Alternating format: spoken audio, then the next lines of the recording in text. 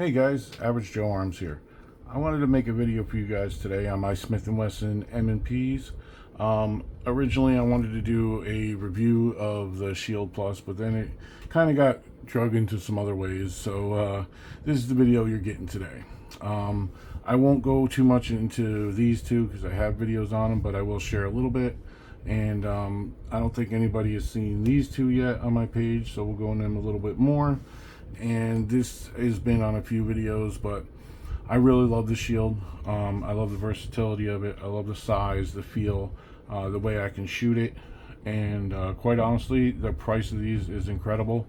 You can pick up one of these very low and no reason not to be able to defend yourself. Mags are loaded, guns are not, so you can see. And this has a very small footprint.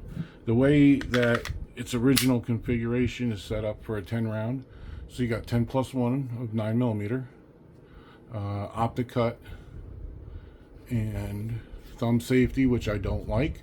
I'm not a safety guy, period.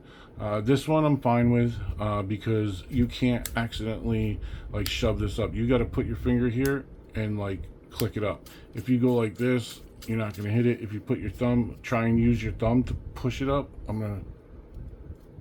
I can't, not with that angle. And that means a lot to me because I feel like I grab the gun, I go like this, and then I hit the safety on. So I like this one's okay. I prefer it not being there. I know I can delete it and take it out, but I don't want to mess with the internals of this gun at all.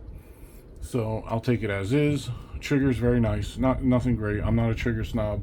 Whatever the gun comes with, that's what I'll shoot with. I'll make it work. I only have one trigger in any of my pistols. Well, every gun I have has a trigger, but one that I put an Apex in my 19, and that's it.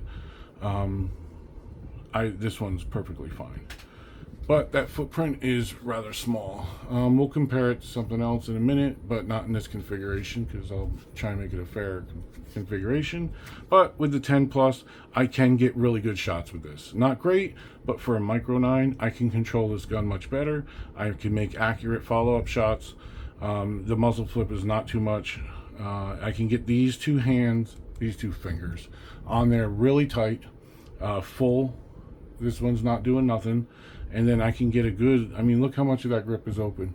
Even with my big meaty paws, I can get my palm small in there, thank you PView, and I can squeeze this tight and get good shots, even with the 10. I don't carry it often like that, usually only when I ride my motorcycle, but it does come with a 13 also. And the 13 gives you pretty much a full grip. You're gonna have a little hanging off, but of course you're gonna get that same amount for your palm. And when you get a much better grip, and you can shoot it great with the 13. I really like shooting this gun, and that feels really good. And then of course you can go 15+1, and it does stick out a little further. I was taking the base plate off, sorry, I forgot to put it back on all the way. Anyway, it does stick out perfectly, just a little bit it sticks out here. But full grip on this gun, full palm on this gun, 15+1, you're talking Glock 19 size or 43X. Now I know, not a 43X, this is the PSA micro dagger, 15+1,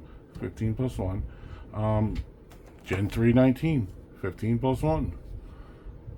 Not really a fair comparison, but you're going 15+1. These are self-defense guns at that size. They're not micro 9 carry guns, which yes, carry, but you could defend yourself in your home with these guns. I feel like there's no problem with that.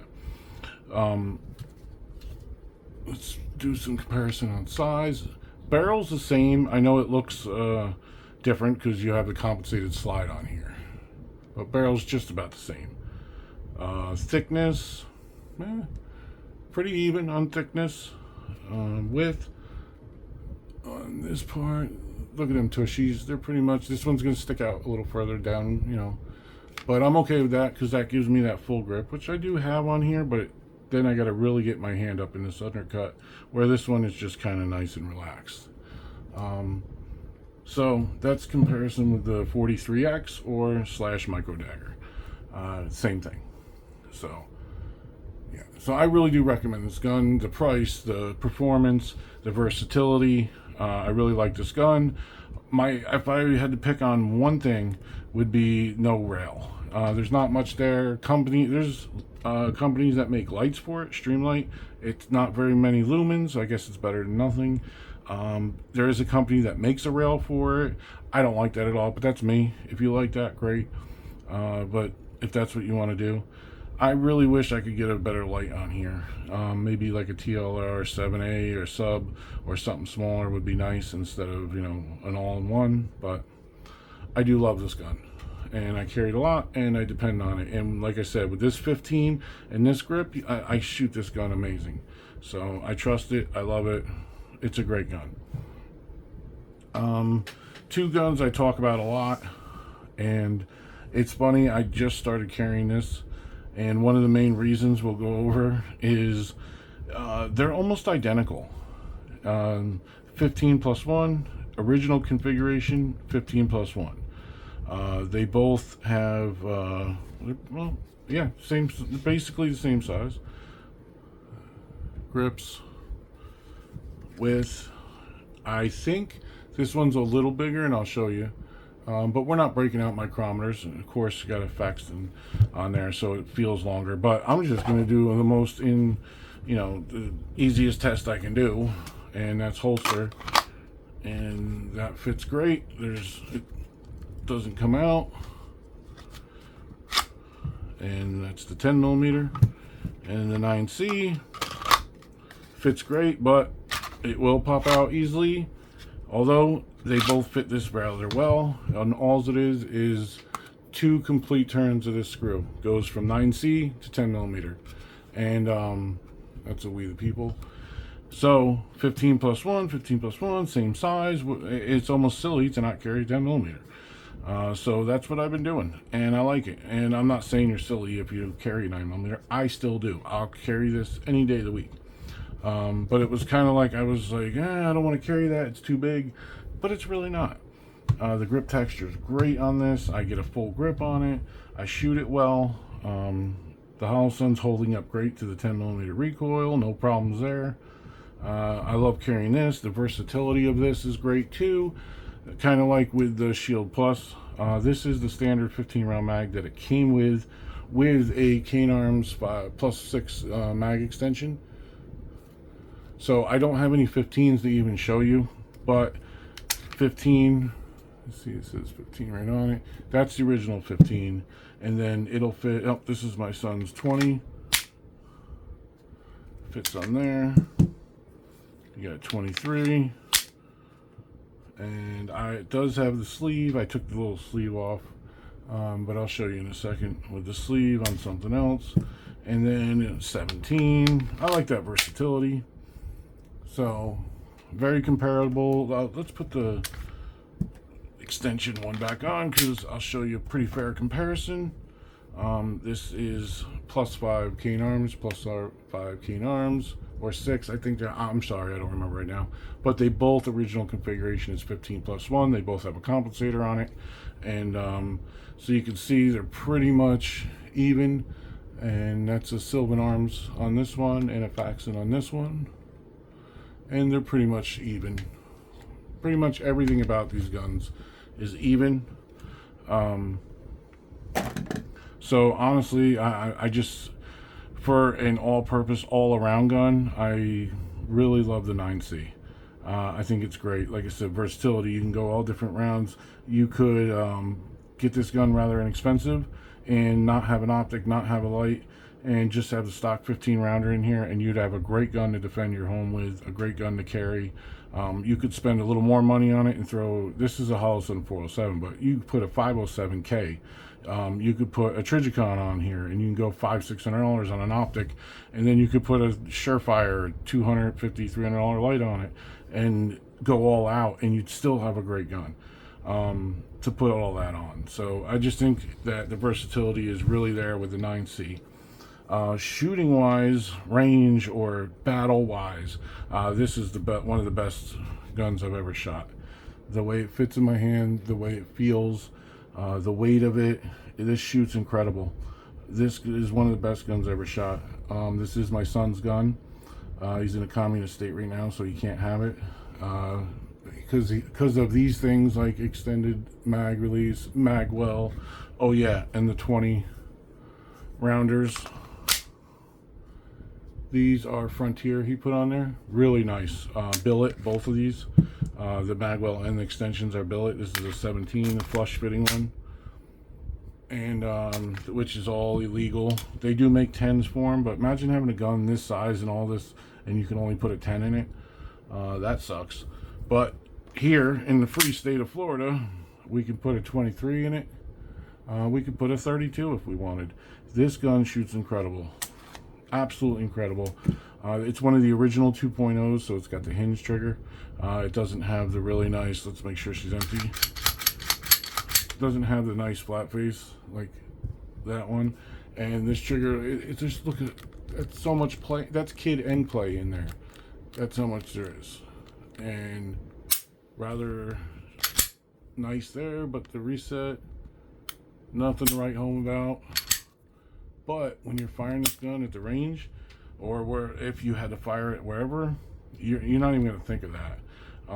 You could run this trigger perfectly fine. You don't need to do anything with it, except for practice. You get used to this trigger, you'll love it. And this gun shoots incredible. I absolutely love this gun. I'd recommend it to anybody. And that's kind of like where I'm at, where when I talk about M&P and how much I love them, well, you tell me what's the measure of how much you trust something. This is my son's gun, and this is what I recommended for him. This is what he wanted, and what's more important than that? And then my girlfriend. This is my girlfriend's gun. This is the M&P Shield EZ. She shot all my guns. She shot a bunch of stuff, and we kind of went over what she liked, what she didn't like. She loved the 1911, so she liked this kind of wide grip. She liked the thinness of it. She liked the grip safety, which, you know, a lot of people don't, but she liked it, and I'm fine with that. If she gets that proper grip, it's not going to be a problem anyway, and we practice that a lot, so she gets that proper grip, it's not going to be a problem. This is a really nice gun. There's snap caps in here right now, so I'm not sure if it's yeah, oh yeah, see, I like that too. Loaded indicator. So yeah, I do know it's loaded. It's loaded with snap caps, but we're still treating it as if it's loaded. Our fingers are off the trigger and we're pointing it in the same direction. I know what's over there and all that good stuff. So snap caps coming. There we go. There's another one, as you can see, little snappy caps. Let's drop the other snap cap. And it's got this little thing on here to help you load it. So instead of hurting your thumb or whatever, she can just boom, boom, boom, and doesn't get hurt. And it's what she likes. This is 8+1.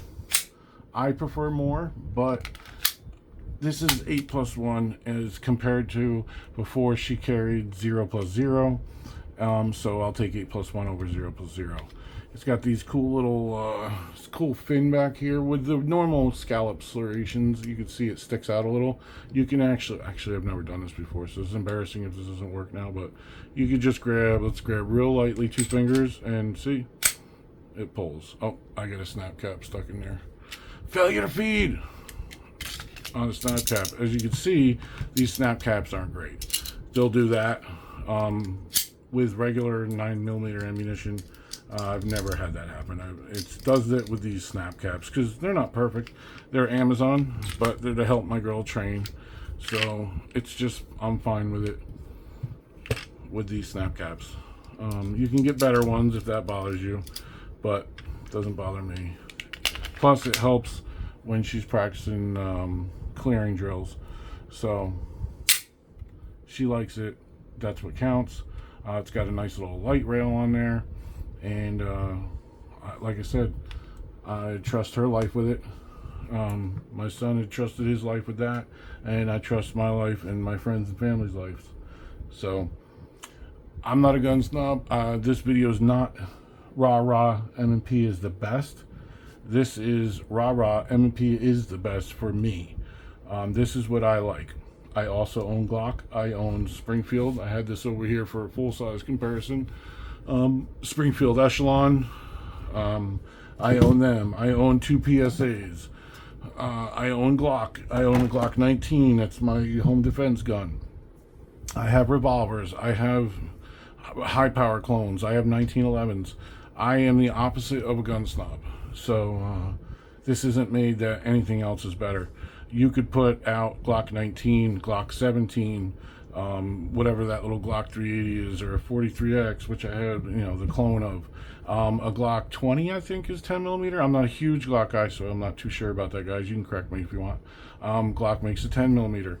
And if you had all those out here and you were making a video saying, I trust my life to Glock, and I would say, oh, cool. That's great. I believe you are safe and you're going to be okay. If you had a P365 out here and a 320, all jokes aside, with the firing and all that stuff, that's fine. That's what you trust your life with. It's great. Springfield Hellcat and an echelon. You want that? I'm down.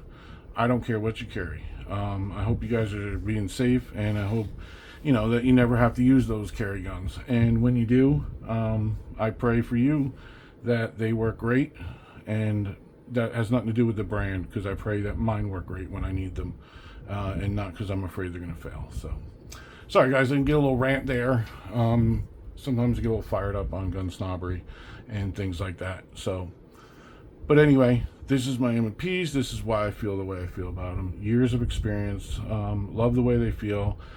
Customer service, I don't know. That's not me being funny. This is 1, 2, 3, 4, 5. 5 M&Ps that I have right now. Over the years, it's probably in the 20s of how many I've owned, sold, bought, done whatever with. And I have other ones that aren't here, revolvers and old school stuff, and Smith Wesson rifles and the FPC. Not once, all those guns, have I ever needed customer service. That doesn't mean they're all perfect, because I'm 100% sure that a lot of you have, and you've had problems with them. Of course, this is not a discredit you. I can only speak to my samples and what has happened to me. And I have never once contacted Smith & Wesson's customer service for anything, or needed to. So that's great. I've never had anything break, not even a little part, never in my life. So those are my experiences, guys, and I'm sure you guys had some of those experiences with SIG, with Glock, with all the great brands out there that are out there. Even PSA, I'm sure, even though they're new and they haven't been around that long, I'm sure some of you have had no problems with any of them. And then I'm sure some of you have had nightmares with M&P, nightmares with Glock. So let's all just be good to each other, and just keep lifting each other up. Don't be pushing down people's choices.